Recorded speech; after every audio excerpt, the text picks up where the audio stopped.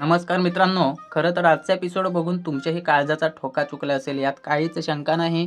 कारण मागचे काही एपिसोड्स आपण बघत आलेलो आहोत की मुरांबा मालिकेमध्ये खूप तणावाचं वातावरण निर्माण झालेलं आहे अक्षय आणि रमामध्ये.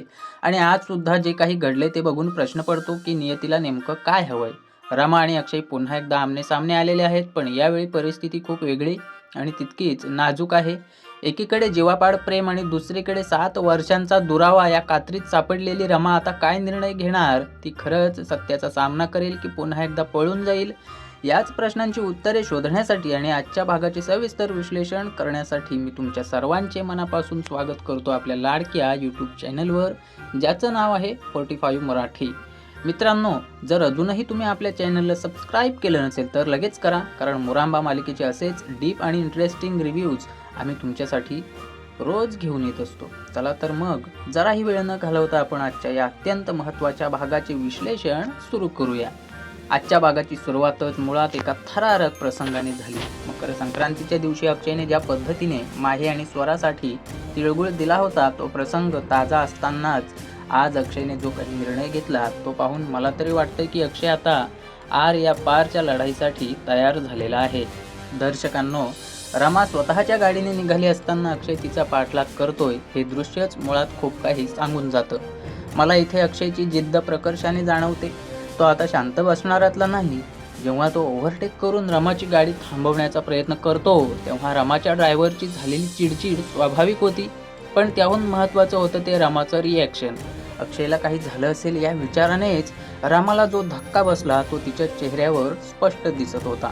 इथे एक गोष्ट मला प्रकर्षाने जाणवली आणि ती म्हणजे रमा कितीही जगाला दाखवत असली की तिला फरक पडत नाही, तरी तिच्या मनात अक्षयबद्दलची काळजी आजही तशीच आहे. जेव्हा ड्रायव्हर सांगतो की अक्षयचा अपघात झाला आहे, तेव्हा रमा ज्या वेगाने गाडीतून उतरून धावते ते बघून माझ्या मनात तरी नक्कीच हा विचार आला की प्रेम लपवता येत नाही. अक्षयने इथे एक छोटीशी खेळी खेळली असं मला वाटतं. त्याला कदाचित बघायचं होतं की रमा त्याच्यासाठी थांबते का, आणि रमाने तेच केलं. तिने त्याला मदत केली, हात दिला आणि त्याला उठवलं. या स्पर्शाने जुन्या आठवणी नक्कीच जाग्या झाल्या असणार.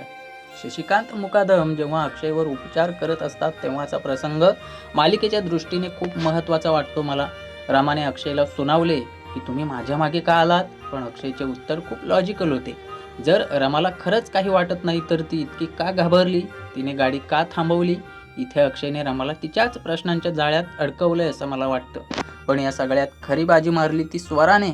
स्वरा जेव्हा अक्षयच्या जखमेवर फुंकर मारून औषध लावते तेव्हा अक्षयच्या चेहऱ्यावर जे हसू येतं ते पाहून शशिकांत यांनी केलेली टिप्पणी अगदी योग्य होती. स्वराच्या स्पर्शात आणि रामाच्या काळजीत अक्षयला नक्कीच काहीतरी साम्य जाणवलं असेल. पण मित्रांनो, माझ्या मते आजच्या एपिसोडचा टर्निंग पॉईंट हा स्वरा आणि रमा यांच्यातील संवाद होता. स्वरा आज जे काही बोलली ते ऐकून मला तिचं खूप कौतुक वाटलं. सहसा अशा मालिकांमध्ये दुसरी स्त्री ही विलन असते, पण स्वरा इथे रमाला आरसा दाखवण्याचं काम करते. तिने तर रमाला स्पष्ट सांगितलं की तुझ्या आणि अक्षयच्या नात्याची जी एक एक्सपायरी डेट होती ती कधीच संपली आहे. आता वेळ आली आहे ती डिस्क्लोजरची. हे वाक्य खूप भारी होतं. स्वराचा हा मॅच्युरिटी लेवल बघून मला वाटतं की ती फक्त अक्षयची पत्नी नाही, तर ती एक समजूतदार मैत्रीण म्हणून रमाला योग्य रस्ता दाखवते. तिने रमाला सांगितलं की तू पळून जाऊन काहीही साध्य होणार नाही, उलट तू जेवढं पळशील तेवढा अक्षय तुझ्या मागे येईल. हे ऐकून रमा विचारप्रवण झाली आणि मला वाटतं की हीच ती वेळ आहे जेव्हा रमाला आता सत्याचा स्वीकार करावा लागेल. त्याच्यानंतरचा जो सीन होता जिथे रमा स्वतःच्या प्रतिबिंबाशी बोलते, तो सीन मला सिनेमॅटिक दृष्टिकोनातून आणि भावनिक दृष्टिकोनातून खूप आवडला. आरशातील रमा जेव्हा खऱ्या रमाला जाब विचारते तेव्हा तो फक्त एक संवाद नसून तो एका स्त्रीचा स्वतःच्या मनाशी चाललेला संघर्ष होता. अजून किती खोटं बोलणार आहेस, हा प्रश्न जेव्हा तिचं मन तिला विचारतं तेव्हा रमाला उत्तर देता येत नाही. मला वैयक्तिकरित्या असं वाटतं की हा सीन लेखकाने खूप हुशारीने टाकलेला आहे, कारण जोपर्यंत माणूस स्वतःशी प्रामाणिक होत नाही तोपर्यंत तो जगाशी प्रामाणिक होऊ शकतच नाही. रमाने 7 वर्ष जे दुःख, जी गुपितं उराशी बाळगली आहेत त्याचा आता स्फोट होण्याची वेळ आलेली आहे. रमाच्या मनातली ही घालमेल बघून मला अंदाज येतोय की आता ती फार काळ हे सत्य लपवून ठेवू शकणार नाही. तिला आता कळून चुकलंय की हे सगळं संपवल्याशिवाय तिला आणि अक्षयला दोघांनाही मोकळा श्वास घेता येणार नाही. पण आता यात एक भीतीसुद्धा आहे. जर हे सत्य बाहेर आलं तर त्याचा परिणाम काय होईल? विशेषतः वचनाचा विचार करता रमाला भीती वाटते की तिच्या एका निर्णयामुळे 3 लोकांचं आयुष्य उद्ध्वस्त होऊ शकतं. इथे रमाने वचनाचा उल्लेख केलाय आणि माझ्या मते हे वचनच आता या कथेचा केंद्रबिंदू बनणार आहे.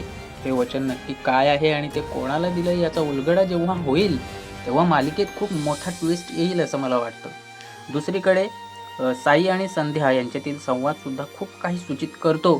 साईने आज अक्षरशः हात टेकलेले आहेत आणि त्याने त्याच्या आईला स्पष्ट सांगितलं की रामाच्या मनातला जो कोपरा अक्षयसाठी आहे तो कधीच रिकामा होऊ शकत नाही.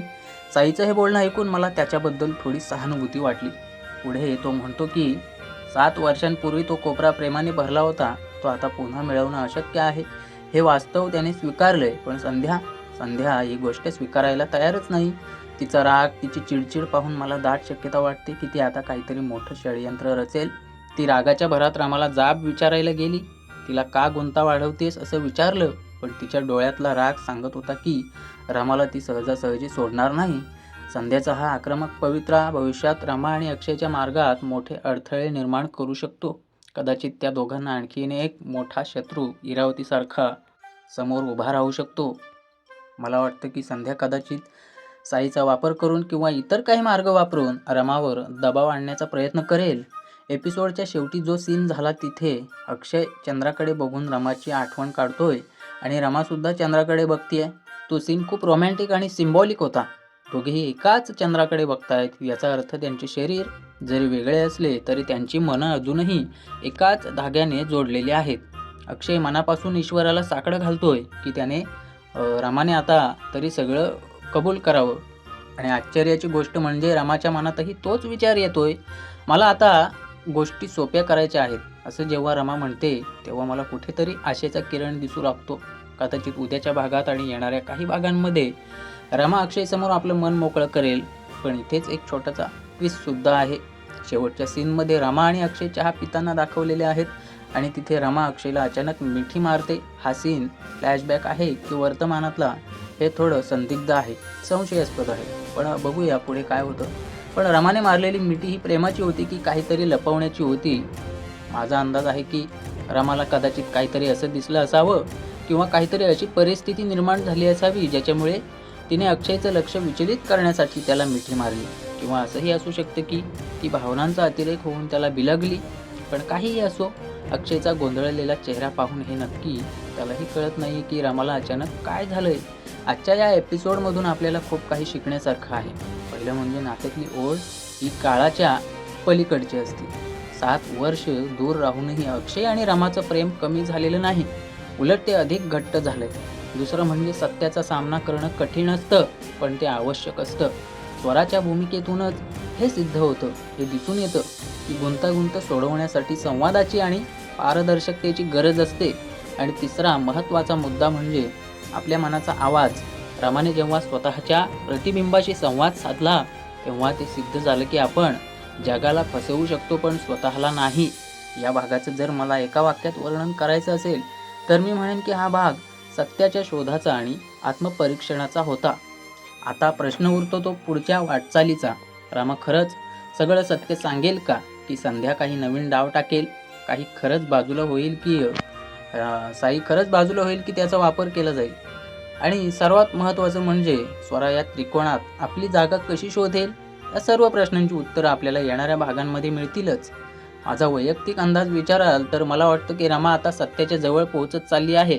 पण डिस्क्लोजर देण्याआधी तिला खूप मोठ्या भावनिक वादळाला सामोरं जावं लागणार आहे. कदाचित ती अक्षयला अर्धसत्य सांगेल किंवा असं काही सांगेल ज्याच्यामुळे अक्षयचा आणखीन गैरसमज होईल किंवा त्याचा गैरसमज पूर्ण दूर होईल. पण मूळ कारण लपून राहील. कारण मालिकांमधला ड्रामा इतक्या लवकर संपत नाही मित्रांनो. पण एक गोष्ट मात्र नक्की, प्रेक्षकांसाठी ही मेजवानी असणार आहे. अक्षयची तगमग आणि रमाची हतबलता यांचा हा खेळ आता एका निर्णायक वळणावर येऊन ठेपलेला आहे बघा. मला विशेषतः स्वराच्या कॅरेक्टर डेव्हलपमेंटबद्दल खूप उत्सुकता आहे. ती ज्या प्रकारे रमाला सपोर्ट करते ते बघून असं वाटतंय की ती या दोघांना एकत्र आणण्यात महत्त्वाची भूमिका बजावेल. तुम्हाला काय वाटतं मित्रांनो? रमाने अक्षयला मारलेली ती मिठी प्रेमाची कबुली होती की भीतीपोटी घेतलेलं पाऊल? आणि संध्या आता पुढे काय करू शकते? तुमचे विचार, तुमचे अंदाज खाली कमेंट बॉक्समध्ये नक्की कळवा बरं का. मला तुमचे प्रत्येक कमेंट वाचायला आवडते आणि त्याच्यावर चर्चा करायला तर खूपच. कारण शेवटी ही मालिका फक्त टीव्हीवरची गोष्ट नाही, तर ती आपल्या चर्चेचा एक भाग झालेली आहे. आजचा हा विशेष रिव्ह्यू तुम्हाला कसा वाटला हे सुद्धा नक्की सांगा कमेंट करून. हा व्हिडिओ रोजच्यापेक्षा नक्कीच वेगळा होता, कारण आजच्या कथानकात जो ड्रामा, जे इमोशन्स होते ते खूप उच्च पातळीवरचे होते. आजची तारीख आहे 20 जानेवारी 2026 आणि आजच्या दिवशी आपण एका अशा वळणावर आहोत जिथे रमा आणि अक्षयच्या आयुष्यात काहीही घडू शकतं. त्यामुळे उद्याच्या एपिसोडमध्ये तुम्हाला खूप काही बघायला मिळणार आहे. म्हणून कनेक्टेड राहा स्पॉटिफाय मराठी फॅमिलीसोबत. आम्ही तुमच्यासाठी उद्याच्या भागाचे अपडेट घेऊन पुन्हा हजर होऊच. तोपर्यंत काळजी घ्या, सुरक्षित राहा आणि पाहत राहा आपली आवडती मालिका आणि तिचे मी दिलेले विश्लेषण. आणि हो, जाता जाता पुन्हा एकदा सांगतो, जर व्हिडिओ आवडला असेल तर लाईक करा, शेअर करा आणि आपल्या स्पॉटिफाय मराठी चॅनलला सबस्क्राईब करा मित्रांनो. धन्यवाद. भेटूया पुढच्या व्हिडिओमध्ये.